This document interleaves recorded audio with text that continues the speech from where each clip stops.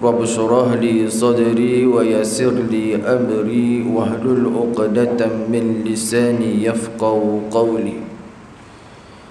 Ya muallimal hikmah 'allimna, ya muallimal hikmah 'allimna, ya muallimal hikmata 'allimna. Wa zakirna ma nasina wa 'allimna ma jahilna. Allahumma akhrijna min zulumatil wahmi wa akrimna binuril fahmi waftah alaina bima'rifatil ilmi wasahil akhlaqana bil hilmi waj'alna mimman yastami'una qawla fayattabi'una ahsana. Nawayna ta'alluma wa ta'lim wa naf'a wal intifa' wal ifadata wal istifadah وتذكر والتذكير والحث على التمسك بكتاب الله وسنة رسوله ودعاء إلى الهدى ودلالة على الخير ابتغاء وجه الله ومرضاته وقربه وثوابه سبحانه وتعالى. وصلى الله على سيدنا محمد وعلى آله وصحبه أجمعين. أما بعد، فقال الله تعالى في كتابه العزيز بعد أعوذ بالله من الشيطان الرجيم: يا أيها الذين آمنوا كتب عليكم الصيام كما كتب على الذين من قبلكم لعلكم تتقون. وقال النبي صلى الله عليه وآله وسلم كما جاء في الحديث الصحيح البخاري: من صام رمضان إيمانا واحتسابا غفر له ما تقدم من ذنبه. صدق الله وصدق رسول الله صلى الله عليه وآله وسلم. Alhamdulillah, kita manjatkan syukur kehadirat Allah Subhanahu wa taala dengan inayah bantuan daripada Allah Subhanahu wa taala. Kita masih lagi diberikan peluang dan diberikan ruang oleh Allah Subhanahu wa taala untuk menunaikan salah satu ibadah di antara ibadah yang besar yang telah difardukan oleh Allah Subhanahu wa taala ke atas orang-orang yang beriman, yakni ibadat puasa.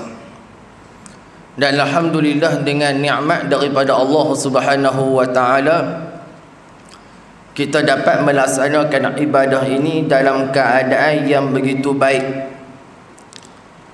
Setelah kita diuji dengan pelbagai musibah, diuji dengan pelbagai dugaan, maka kita dapat melaksanakan ibadah puasa ini dengan keadaan yang begitu baik dan dalam keadaan yang begitu tenang. Dan alhamdulillah, dengan inayah bantuan daripada Allah Subhanahu wa taala, Allah taala memberikan kepada kita kesihatan yang baik. Daripada kesihatan yang baik inilah tuan-tuan, maka Allah Subhanahu wa taala akan bertanyakan kepada kita atas nikmat kesihatan yang baik, seperti mana yang telah difirmankan olehnya di dalam surah At-Takatsur: Thumma latus'alunna yawma izin 'anil na'im. Kemudian kalian akan ditanyakan tentang nikmat-nikmat yang telah kami berikan kepada kalian. Maka telah berkata Sayyidina Ibnu Abbas radhiyallahu taala anhuma ketika mana menafsirkan ayat Thumma latus'alunna yawma izin 'anil na'im, maka kata Sayyidina Ibnu Abbas radhiyallahu taala anhuma, yang dikatakan ditanyakan nikmat itu, naim itu adalah nikmat kesihatan.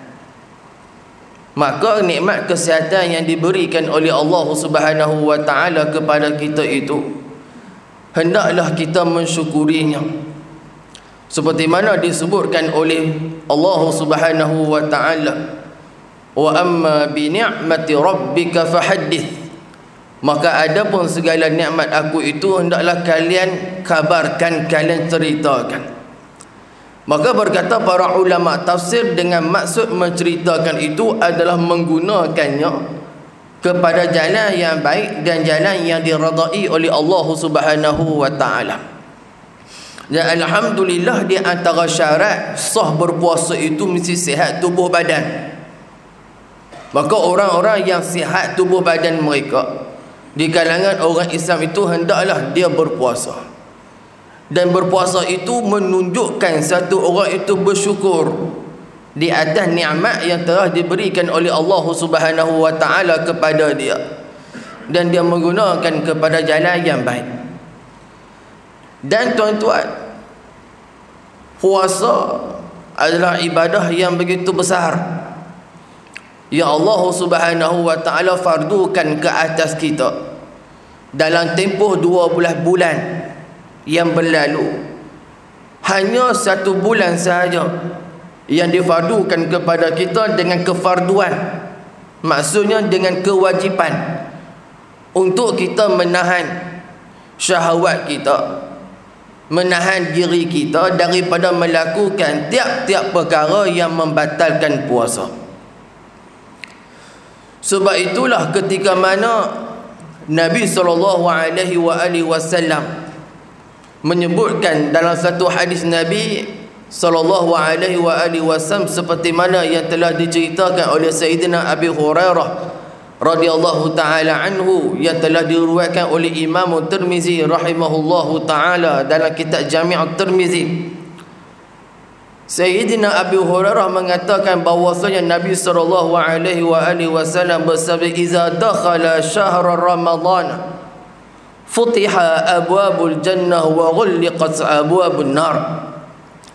Apabila masuk sahaja bulan Ramadan, maka dibukakannya pintu syurga dan ditutupnya pintu neraka. Isyarat daripada hadis ini, tuan-tuan, menunjukkan kepada kita apa maksud Allah Ta'ala membukakan pintu syurganya dan menutup pintu nerakanya. Kata ulama, itu adalah isyarat kepada rahmah, kasih sayang Allah dan ma'firah Allah Subhanahu wa ta'ala kepada siapa? Kepada hambanya. Dan isyarat kepada menutup pintu neraka itu adalah menutup segala pintu kemurkaan dia kepada hamba-hambanya. Dan memang ma'ruf itu, tuan-tuan, pintu syurga itu dibukanya hanya dalam bulan Ramadan sahaja. Pintu syurga hanya dibuka pada bulan Ramadan, tidak pada bulan-bulan yang lain. Itu menandakan rahmah, menandakan kasih sayang, menandakan maghfirah Allah Subhanahu wa taala yang bercurah-curah, yang jatuh kepada siapa? Kepada hamba-hambanya yang taat, hamba-hambanya yang sanggup meninggalkan benda yang halal bagi dirinya, tetapi dia sanggup meninggalkan benda itu daripada terbit fajar hingga terbenamnya matahari. Dalam tempoh 13 jam itu dia boleh mengawal hawa nafsunya, syahwatnya daripada apa? Daripada melakukan tiap-tiap benda yang membawa kepada batalnya puasa. Kemudian tidak cukup dengan itu, kata Nabi SAW, wa suffidatis syayatin, maka dibelenggunya syaitan-syaitan itu. Maka kata para ulama, ketika mana bulan puasa ini, syaitan dia tidak akan mudah menghasut anak Adam alaihi salatu wassalam. Syaitan tidak akan mudah mengganggu anak Adam alaihi salam, terutamanya orang-orang yang beriman dan orang-orang yang berpuasa. Allah Ta'ala jadikan bulan ini mereka tak boleh mengganggu sesiapa pun di kalangan hamba Allah Subhanahu wa Ta'ala yang taat dengan perintah. Kemudian Nabi SAW mengatakan, wa nada munadi, masuk satu Ramadan yang lalu, tuan-tuan, pada hari Isnin yang lalu, Isnin malam Selasa, masuk saja bulan Ramadan, maka kata Nabi SAW, wa nada munadi, maka akan ada orang yang menyeru. Siapa yang menyeru ini? Daripada kalangan malaikat. Apa kata malaikat tersebut? Ya baghiyal khair aqbir. Dalam riwayat yang lain, ya baghiyal khair halumma, wahai orang yang mencari kebaikan, datanglah pada bulan ini. Wahai orang yang mencari kebaikan, inilah bulannya. Wahai orang yang mencari kebaikan, yang mencari amal soleh, inilah bulannya. Bulan apa? Bulan melakukan ketaatan kepada Allah Subhanahu wa taala. Waktu bulan ini tuan-tuan, siapa yang melakukan maksiat kepada Allah, maka kata penyuruh tadi, ya baghiyal syarr aqsir. Wahai orang yang melakukan kejahatan, yang berbuat kejahatan, berhentilah kamu. Maka barang siapa nak berubah menjadi baik, maka bulannya mana? Adalah bulan ini. Siapa nak melakukan amal ketaatan, siapa di kalangan manusia yang nak berubah menjadi baik, meningkatkan amal taqwa kepada Allah Subhanahu wa taala dalam bulan mana? Dalam bulan ini. Sebab bulan ini tuan-tuan adalah bulan ibadah. Kebanyakan manusia di kalangan orang Islam akan melakukan ketaatan kepada Allah Subhanahu wa taala, dan hanya sekadar minoriti sahaja di kalangan hamba Allah yang sanggup bermaksiat di dalam bulan ini. Terlalu sikit berbanding dengan bulan-bulan yang lain. Maka menunjukkan apa? Bulan ini adalah bulan yang istimewa. Kerana apa? Kerana bulan ini adalah bulan yang semua manusia, terutamanya orang beriman, melakukan kebaikan, melakukan amal ibadah kepada Allah Subhanahu wa taala.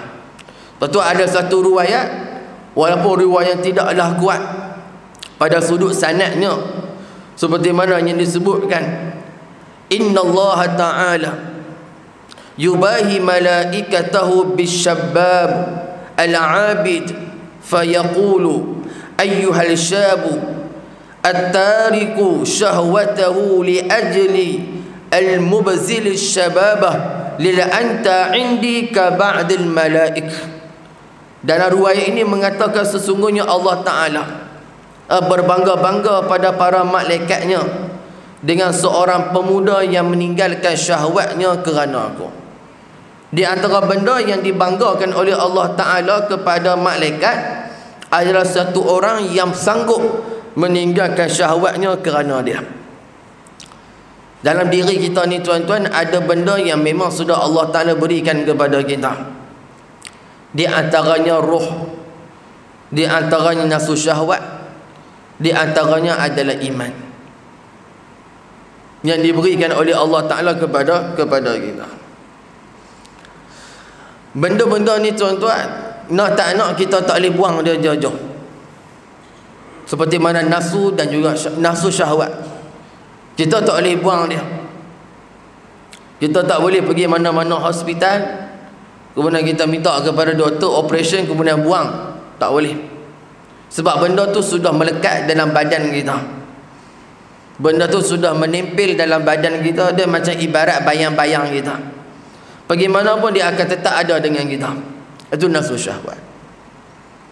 Dan nafsu syahwat ni ghalib pada kebiasaannya menyuruh kepada melakukan kejahatan. Al-Imam Al-Ghazali rahimahullahu ta'ala dalam Minhajul Abidin menyebutkan bahawasanya nafsu syahwat itu ada tunggangannya syaitan. Maknanya menjadi kenderaan kepada syaitan. Bila mana Allah Subhanahu wa ta'ala perintahkan supaya melakukan ibadat puasa, maqasid, tujuan utama puasa itu, Al-Imam Sultanul Ulama Izzuddin Abdus Salam dia mengarang satu kitab Maqasidus Shaum. Tujuan satu orang berpuasa kepada Allah Subhanahu wa ta'ala. Di antara tujuan berpuasa itu adalah mengekang nafsu syahwat. Maqasid mana tujuan asalnya. Jadi bila mana kita keluar daripada Ramadan ini tuan-tuan, ghalib kebiasaannya nafsu syahwat kita tu sudah ditundukkan. Sebab tu bila mana kita keluar daripada Ramadan ini, kalaulah nafsu syahwat kita berada pada kedudukan yang baik, berubah menjadi baik, maka Ramadan kita itu tuan-tuan Ramadan yang makbul di sisi Allah Subhanahu wa ta'ala. Tapi seandainya sama bulan Ramadan yang kita lalui, kemudian kita keluar daripada Ramadan itu pun sama juga, maka itu menandakan musibah. Seperti mana yang disebut oleh baginda Nabi sallallahu alaihi wasallam, raghima anfun rajulun, rugilah satu orang laki-laki, yakni satu orang, adraka ramadana fansalakha minhu wa lam yughfar lahu. Kata baginda Rasulullah sallallahu alaihi wasallam, rugilah satu orang laki-laki, termasuk orang perempuan, yang mana dia mendapatkan Ramadan, maksudnya dia sampai Ramadan yang ke-30 dan dia habis, dan dia juga menyambut Syawal, dan Ramadan berlalu daripada dia, tetapi dia tidak mendapat pengampunan daripada Allah Subhanahu wa taala. Maka orang ni tuan-tuan termasuk di kalangan orang yang sangat rugi. So di antara tanda, kata ulama, orang yang mendapat pengampunan itu adalah pada bulan setelah daripada bulan Ramadan, seandainya dia melakukan ibadah dalam bulan Ramadan tersebut, maka dia tetap akan melakukan ibadah tersebut dalam bulan-bulan yang lain. Kalau bulan ini tuan-tuan kita boleh baca Quran, keluar daripada Ramadan juga kita boleh baca Quran. Kalau dalam bulan Ramadan ni tuan-tuan kita rajin main berjemaah, sembahyang subuh, zuhur, asar, maghrib, isyak dan sebagainya, kita masih lagi dalam bulan-bulan yang lain, kita masih lagi dapat mengekalkan kita punya ibadah. Kalau dalam bulan Ramadan kita rajin bersedekah, dalam bulan-bulan yang lain pun sama saya. Itulah tuan-tuan orang yang mendapat pengampunan daripada Allah, dan segala ibadahnya dalam bulan Ramadan itu makbul di sisi Allah Subhanahu wa taala. Benar inilah tuan-tuan yang kita dan saya kena minta dengan Allah Subhanahu wa taala. Sebab Al-Imam Al-Ghazali rahimahullahu taala dalam Ihya Ulumuddin membahagikan puasa manusia ni ada beberapa tingkatan, dan perkara ni sudah disebut oleh beberapa ramai di kalangan para asatizah. Cuma kalau ianya pernah disebut, dia sebagai salah satu daripada satu revision, sebagai salah satu daripada ulang kaji kita. Sebab membanyakkan mendengar dan juga membanyakkan ulangan, maka dia akan menguatkan ingatan kita kepada perkara tersebut. Al-Imam Al-Ghazali rahimahullahu ta'ala, dia membahagikan mereka yang berpuasa ini ada 3 golongan.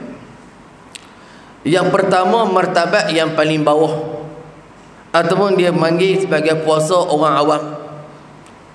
Puasa orang awam ni tuan-tuan adalah puasa hanya sekadar menahan makan, minum, lapak, dahaga, dan juga tidak melakukan perhubungan suami isteri pada bulan Ramadan.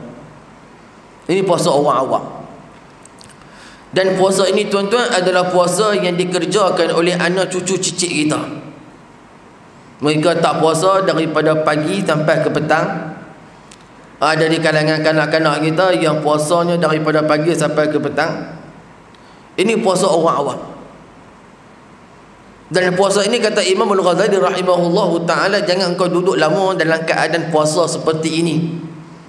Maksudnya jangan duduk statik pada tahap yang pertama, sebab dia hanya sekadar puasa orang awam. Puasa ini tuan-tuan siapa pun boleh puasa. Hatta dia ada kekuatan, dia boleh puasa selama 13 jam, dia boleh buat. Tapi kata Imam Al-Ghazali rahimahullahu ta'ala, naik kepada tingkatan nombor 2. Tingkatan nombor 2 ni, kata Imam Al-Ghazali rahimahullahu ta'ala, iaitu puasa orang yang khusus. Di kalangan puasa ini ada di kalangan mereka yang salihin.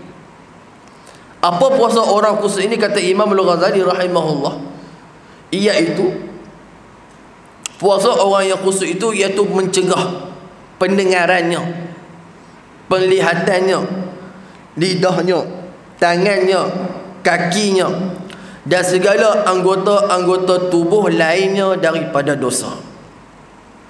Ini di peringkat nombor 2. Peringkat yang mana mereka yang menjaga tiap-tiap daripada anggotanya daripada melakukan tiap-tiap benda yang boleh membawa kepada apa? Rosaknya ibadat puasa. Imam Ibn Hajar Al-Haytami rahimahullahu ta'ala, dia mengatakan ada manusia yang berpuasa, puasanya sah tapi pahalanya batal. Ini rugi. Inilah yang disebut oleh Nabi SAW,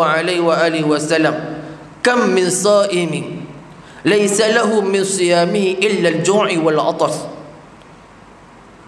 Kata Nabi SAW, ramai di kalangan, berapa ramai di kalangan orang yang berpuasa laysa lahu min siyamihi illa al-ju' wal 'atash, tidak ada apa-apa dalam puasanya melainkan lapar dan juga dahaga. Ini satu kerugian. Satu kerugian. Kerugian yang mana seperti mana orang yang melabur. Kita melabur dalam perniagaan, kita investkan dalam duit kita ke mana-mana syarikat, perniagaan dan sebagainya, tapi tak bawa balik modal dan juga keuntungan. Kita invest perniagaan kita keluarkan modal yang begitu banyak, 10 juta, 30 juta, ratus ribu kita keluarkan, tiba-tiba tidak mendatangkan bukan hanya setakat keuntungan, ra'sul mal, modal pun tidak balik. Itu nisbah kepada keduniaan. So kalau macam ni kita berniaga, tuan-tuan, lingkup kita bankrupt. Dia tidak mendatangkan keuntungan, sebab berniaga mesti mendatangkan keuntungan, cuma meletakkan berapa kadar untuk keuntungan itu agama larang. Nak letakkan mesti dapat 100 ribu tiap-tiap bulan, itu dilarang. Sebab apa? Sebab perniagaan itu asalnya dia ada untung dan juga rugi. Tapi ini tuan-tuan, puasa ini hanya setahun sekali. Nabi SAW menyatakan, ada di kalangan hamba aku, ada di kalangan umat aku yang berpuasa, dia tidak mendapat apa-apa melainkan lapar dan juga dahaga. Maksudnya tuan-tuan, 13 jam dia berpuasa, 30 hari dia berpuasa, masuk saja 1 Syawal, tidak ada apa-apa yang dia perolehi. Ini kata Imam Ibn Hajar Al-Haytami rahimahullahu ta'ala, puasanya sah tetapi banyak pahalanya batal. Itu akan diterangkan oleh Imam kita Imam Al-Ghazali rahimahullah dalam kitab Ihya Ulumuddin. Cuma dia sebut peringkat nombor 2 ni peringkat yang baik. So kalau kita selama ni berada pada peringkat nombor 1, tingkatkan kita berada di peringkat nombor 2. Yang ketiga, dipanggil puasa khawasul, golongan khusul khawas ataupun khusul khusus. Orang yang martabat yang tinggi ini di kalangan para anbiya alaihi wassalatu wassalam dan juga baginda Nabi sallallahu alaihi wasallam, dan orang-orang yang mencapai darjat kedudukan yang tinggi di sisi Allah, hatta lintasan-lintasan dalam hati mereka juga mereka akan jaga. Mereka sudah menjaga makan minum mereka, mereka sudah menjaga diri mereka daripada melakukan perbuatan-perbuatan yang membatalkan puasa. Tidak cukup macam tu tuan-tuan, mereka menjagakan segala anggota zahir mereka daripada daripada perkara yang merosakkan ibadat puasa. Tak cukup menjaga ibadat zahir, perbuatan zahir, mereka juga menjaga perbuatan batin, yang ni lintasan-lintasan hati mereka sendiri pun mereka jaga. Jadi peringkat nombor 3 ni tuan-tuan, kita tak mampu. Saya sendiri sebut kita tak mampu, dan saya sendiri pun tak mampu untuk mencapai darjat nombor 3, peringkat yang paling tertinggi. Kata Imam Al-Ghazali, jika engkau tidak berada pada peringkat yang nombor 3, jangan engkau jatuhkan diri engkau pada peringkat yang nombor 1. Maksud apa? Kita tuan-tuan boleh menjaga diri kita, kita semua boleh berada pada tingkatan nombor 2. Tingkatan nombor 2 supaya apa? Supaya kita tak termasuk di kalangan orang yang rugi ketika mana berpuasa. Sebab tu Imam Al-Ghazali rahimahullahu ta'ala, dia menyatakan ciri-ciri golongan yang nombor 2 tadi. Maksud siapa yang nak mencapai kedudukan nombor 2, mestilah dia melakukan 6 perkara ini. Yang pertama, kata Imam Al-Ghazali rahimahullah, ni saya quote dalam kitab Ihya Ulumuddin, Yang pertama, menundukkan matanya dengan mencegahnya daripada meluaskan pandangan kepada tiap-tiap benda yang dicela dan diharamkan oleh Allah Subhanahu wa taala dan dimakruhkan oleh Allah. Yang pertama ya tuan-tuan, benda yang utama kata Imam Al-Ghazali adalah menundukkan pandangan. Ini adalah galakan daripada baginda Nabi sallallahu alaihi wasallam. Seperti mana yang diriwayatkan oleh Imam Hakim, kata Nabi sallallahu alaihi wasallam, an-nazaratu sahmun masmumun min sihamil iblis. Kata Rasulullah sallallahu alaihi wasallam, pandangan itu adalah panah yang beracun daripada panah-panah iblis yang dilaknat oleh Allah. Faman tarakaha khaufan minallahi ta'ala atahu Allah azza wa jal imanan yajidu halawatahu fil qalbi. Kata Rasulullah sallallahu alaihi wasallam, barang siapa yang meninggalkan pandangan syahwat kerana takut kepada Allah, nescaya Allah mengurniakan kepadanya keimanan dan didapati kemanisan iman padanya. Macam mana nak rapat tuan-tuan? Dengan menjaga pandangan. Itu yang pertama. Dalam riwayat Sayyidina Jabir daripada Anas, daripada Rasulullah sallallahu alaihi wasallam dengan sanadnya daripada Sayyidina Anas, khumsun yuftirna saim, 5 perkara yang menyebabkan satu orang itu terbuka puasa mereka. Maksud puasanya tak batal, tapi pahalanya batal. Yang pertama, al-kazib. Yang pertama, berdusta, menipu. Dalam bulan Ramadan, kalau ada satu orang yang berdusta, satu orang yang menipu, maka apa jadi pada puasanya? Batallah puasa dia. Maksud batal puasa adalah batal pahala puasanya. Yang kedua, wal-ghibah, yang ini mengumpat. Ini kebanyakan manusia buat pada hari ini. Sebab tu al-ghibah ni tuan-tuan, seperti mana dikatakan oleh Muslim Sufyan As-Sawri rahimahullahu ta'ala, al-ghibatu tafsidu as-sawm. Mengumpat itu boleh merosakkan puasa. Mengumpat merosakkan puasa. Kata Imam Mujahid rahimahullahu ta'ala, khaslatani yafsadani as-siyam, al-ghibatu wal-kazib. 2 perkara yang merosakkan puasa. Apa dia? Al-ghibah wal-kazib, mengumpat dan berdusta. Benda ni tuan-tuan perlu elak. Sebab tu kita digalakkan untuk bulan puasa itu lebih banyak diam daripada bercakap, dan menghabiskan puasa kita itu dengan amalan-amalan yang soleh. Yang ketiga, wan namimah. Namimah ni mana mengadu domba. Mengadu domba maknanya melakukan perbuatan menghasut supaya kedua-dua belah pihak A dan juga B akan bergaduh. Itu nama mengadu domba. Yang keempat, wa yaminul kazibah. Yang keempat, bersumpah palsu. Ini jaranglah kita buat. Kita pun jarang, orang Melayu ni jarang bersumpah. Yang kelima, wan nazaru bisyahwah. Yang kelima, memandang dengan syahwat. Ini 5 benda. Seperti mana dalam riwayat ini yang mengatakan boleh menyebabkan puasa kita pahalanya terbatal. Kemudian kata Imam Al-Ghazali rahimahullah, yang kedua yang perlu engkau jaga, yakni menjaga lidah daripada perkataan yang sia-sia. Kata Imam Al-Ghazali rahimahullah, yang kedua menjaga lidah daripada perkataan yang sia-sia, berdusta, mengumpat, mengadu domba, berkata perkataan yang keji, berkata dengan kata-kata yang merenggangkan hubungan. Kita bercakap memutuskan tali silaturahim, atau berkata-kata bagi permusuhan, atau berkata-kata yang mengandungi riak dan sebagainya. Maka apa dia? Yang kedua maksudnya apa? Menjaga lidah. Dan kata Imam Al-Ghazali rahimahullah, dan melazimi diam serta menggunakan waktu untuk berzikir kepada Allah dan membaca Al-Quran. Sebab tu tuan-tuan, azam kita dalam bulan Ramadan, paling tidaknya tuan-tuan, kita berazam untuk mengkhatamkan Quran sebulan sekali. Terutama dalam bulan Ramadan. Ada satu madrasah di Kedah. Mereka mengkhatamkan Quran, tuan-tuan, 3 hari khatam Quran. Masuk dalam solat tarawih.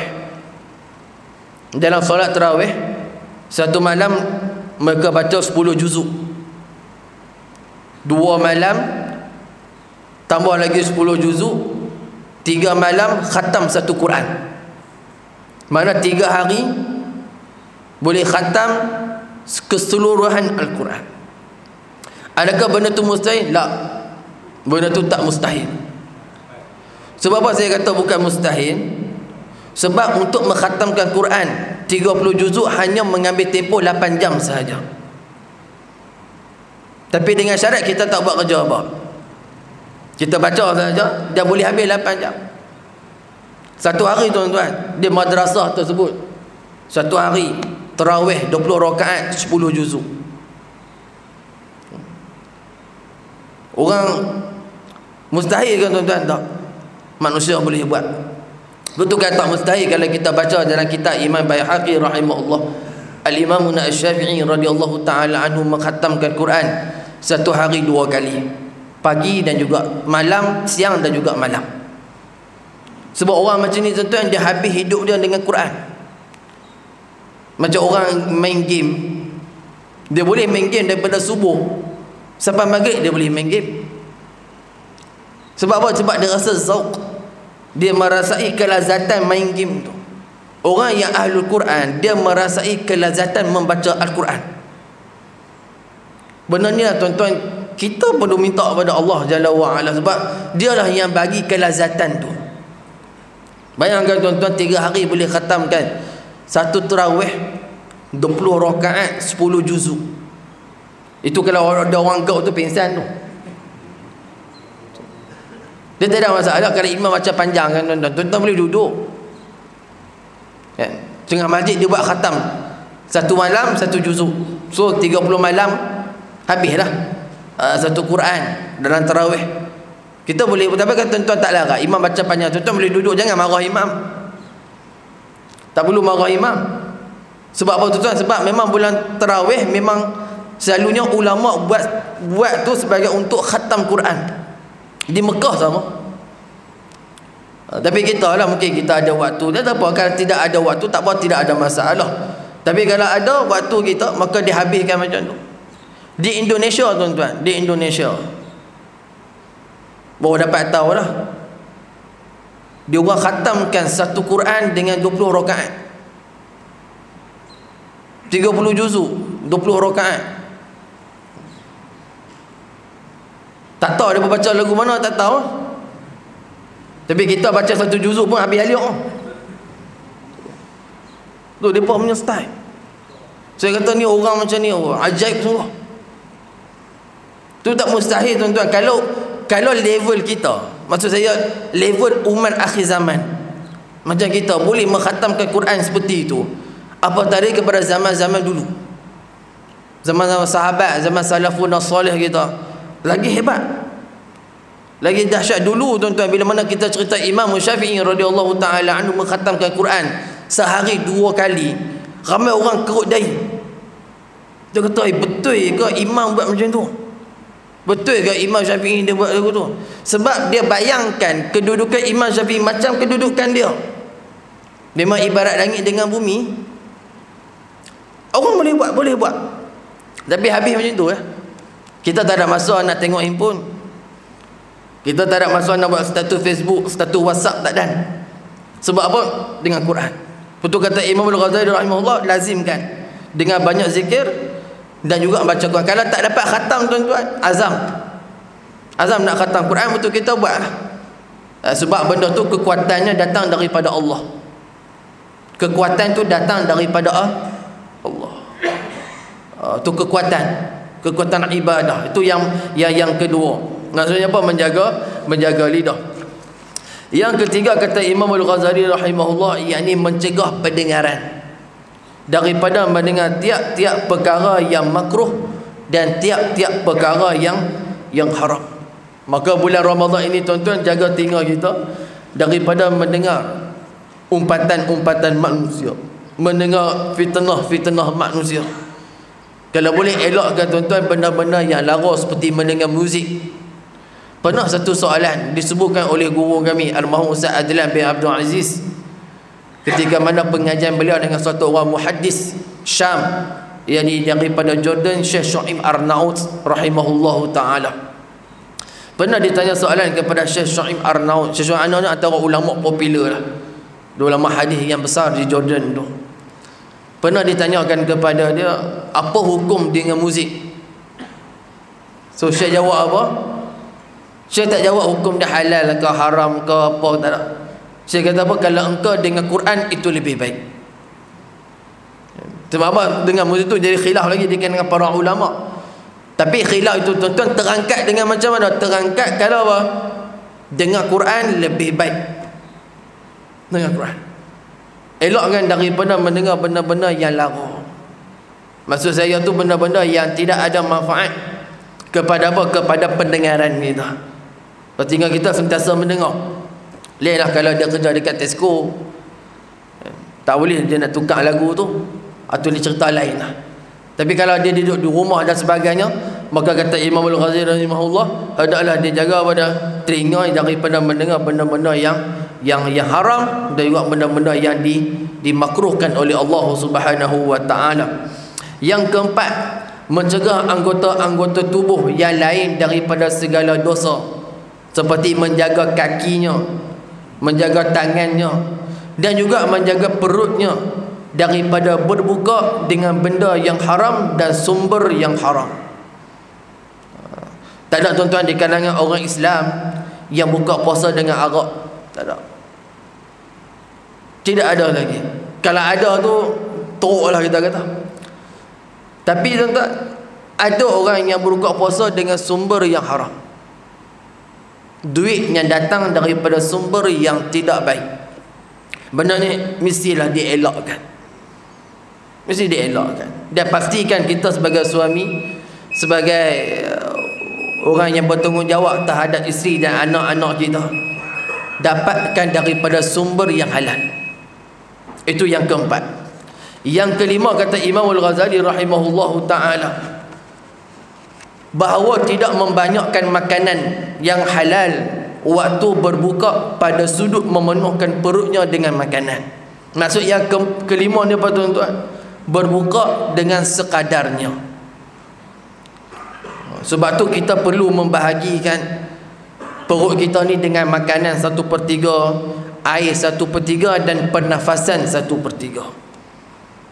Dan Nabi SAW cukup jaga dalam bab makan ni supaya tidak terlalu kenyang.